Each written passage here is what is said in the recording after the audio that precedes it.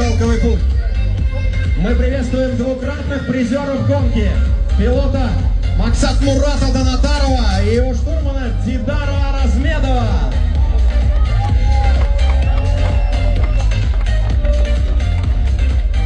Два года подряд этот экипаж занимает третье место в зачете Т2, будучи одним из самых стабильных и надежных на сложнейших трассах Евразии. Разумеется, в этом году дуэт вновь сразится за победу в своем классе. Максат Мурат Донатаров, Дидара Размедов, Туркменистан.